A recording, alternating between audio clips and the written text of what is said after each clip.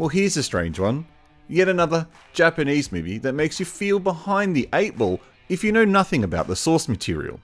Like most modern Japanese movies, this is an adaptation of a manga of the same name, printed back in 2003 and quite well loved, meaning it has a fan base ready to dive into this film. But what about those of us who don't know the source material? Can we get something out of it? Hi, I'm the Artie Dans and welcome to this review of the Japanese psychological horror drama film Homunculus.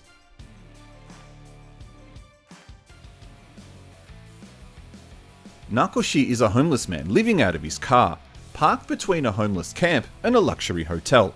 Unexplainedly not short of money, he is approached one night by a medical intern with a wild proposal.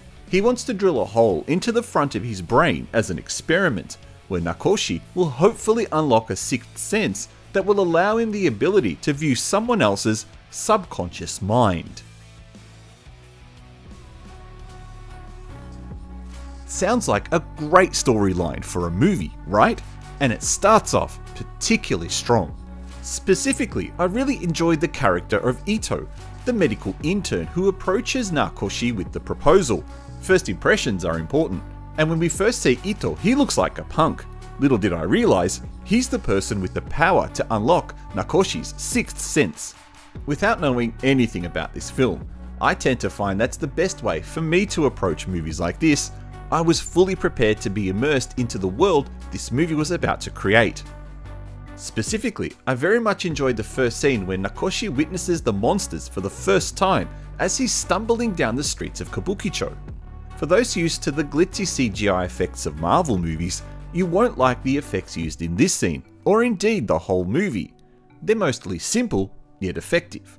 My personal favourite strangely being the robot, not the sand monster, although that scene is as confronting as it is strange. And that's part of this movie's problem, its strangeness, for a Western audience anyway. With very little background knowledge of the source material, and indeed the whole concept behind homunculus and trepanation, the procedure of drilling the hole into the skull, I was fully reliant on the movie to guide me through what I was watching. But towards the end, the movie wanted to forget about the experiment and start exploring all its coincidences, and I felt really lost.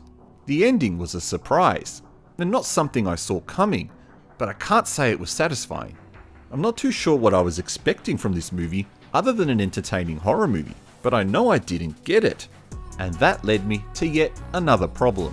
I went into this movie, rightly or wrongly, expecting an engrossing psychological horror film, but I felt a shift towards the end to more of a drama thriller, and that's not what I signed up for.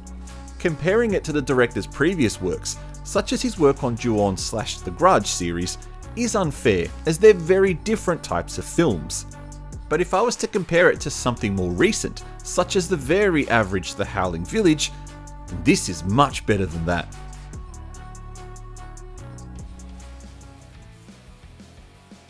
For a movie with a seemingly big budget and some great actors, the hype around this is almost non-existent. A shame, as there's probably an audience who would appreciate this. Could it be the manga crowd? Well, I'm not sure.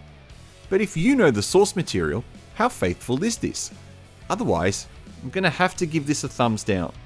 It's an interesting concept, and an entertaining first half that's ultimately let down by the shift in tone and genre, and a slightly confusing premise that leaves behind those not in the know.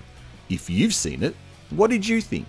Thank you for watching this review. Please don't forget to press the like button and consider subscribing to support my channel.